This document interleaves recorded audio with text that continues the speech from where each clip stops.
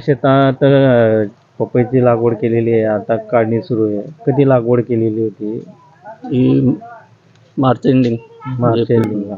आता हे जो आता पपई काढणीवर आलेली आहे, तर किती लागवड केलेली होती आणि आता काय भाव मिळाला आहे? ही लागवड 3 एकर केली मी. हं. 22,500 काडी बसली होती ती. आणि भाव तर म्हणजे सुरुवातीला 25 रुपये भावाची सुरुवात झाली होती. हां. तेव्हा 5 क्विंटल माल निघाला. नंतर 15वर आला तेव्हा 20-30 क्विंटल निघाला.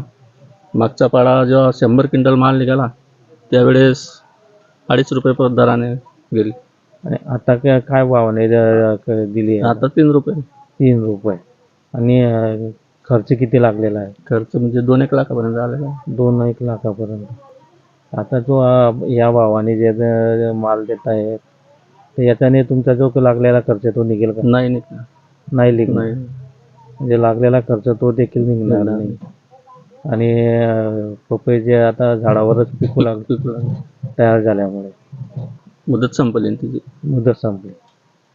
हे वातावरण जर ढगाळाने येणंही राहिलं असतं तर काही उत्पन्न आलं असतं. उत्पन्न आलं असतं. शेतकरी म्हणजे ते नुकसान झालं नसतं.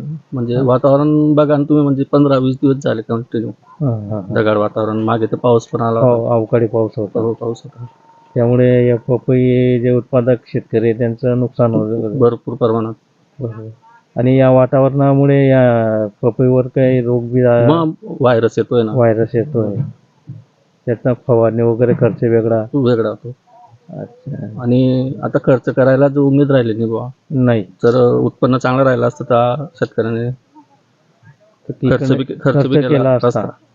आता उत्पन्न येणार नाही यासाठी खर्च करू असंही वाटत नाही. वाटत नाही.